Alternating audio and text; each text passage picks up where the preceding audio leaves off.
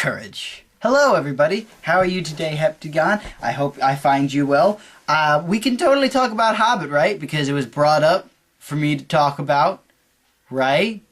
I saw The Desolation of Smaug a couple days ago, like last weekend, just before the weekend, and it was alright. Let's talk about things that I liked in this movie. I liked some of the additions, believe it or not. I liked the whole Tauriel and Keeley thing. I liked Gandalf going off on his own Gandalferous adventure. I liked the growth of the character Bard. He's more important than he was in the book, and I'm fine with that. Didn't like the orcs.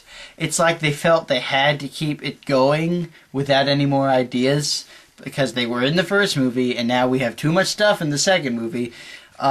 Basically, I liked all the additions, but the sum of its parts made for a very boring movie. Like, I just wasn't entertained for the majority of the time, and that's unfortunate, especially when it comes to having a 2.5-hour movie cutting out favorite scenes from the book. For instance, Beorn, the bear guy, right?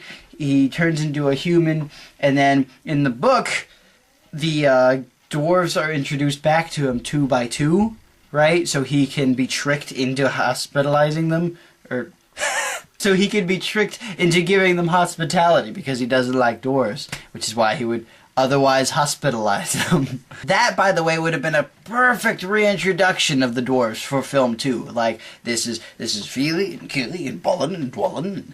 This is Thornton. He's the leader of Zolkenshield. That would have been perfect. It would have given everybody a chance to refresh their memory of who the 13 dwarves were. Also, a lot of people are praising the scene with Bilbo and Smaug. It didn't meet my expectations. There's an animated movie that I grew up with, and although it technically doesn't live up to today's standards, the exchange between, and this is in the book too, the exchange between Bilbo and Smaug is much more of a culminating effect. It's every single step that Bilbo has taken on this year-long journey culminates in his conversation with Smaug. He's a formidable force. He's brave, he's got confidence, and he's done a lot of things. He's not just a Bale rider, he's a spider slayer, he's all these other things. He's a troll beater-upper. Like, he should have mentioned all of those things, and Smaug should have been at least a little, if not intimidated, because he was never intimidated, but interested. I've never seen a Hobbit before. What are these things? That was lost in exchange for a dragon chases tiny man on a mountain of gold. While that would be exciting normally, for the character conversation that was lost, seems a little too steep for me, especially since Gollum and the Bilbo scene were so perfect last year.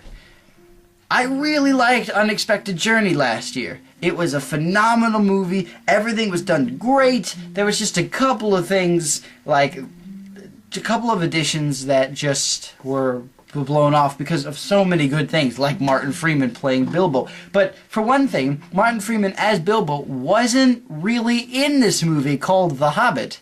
He wasn't in the movie a lot. Count the lines, count his screen time, it pales in comparison to Thorin or even Gandalf. But that's my honest opinion. I think that the first two should have been solid adaptations like Peter Jackson should be doing it.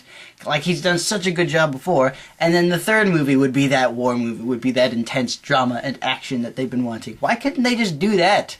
Peter Jackson is feeling very George Lucas-y at the moment, and that's not a good thing. I want to repeat, though, that I like some of the things that they've added, specifically Tauriel and Keeley. I'm all about giving character moments and you know, stuff to make the dwarves more identifiable. Like, that seems key to me. I don't know. I'll say it again. I love all the things that they've put in the movie.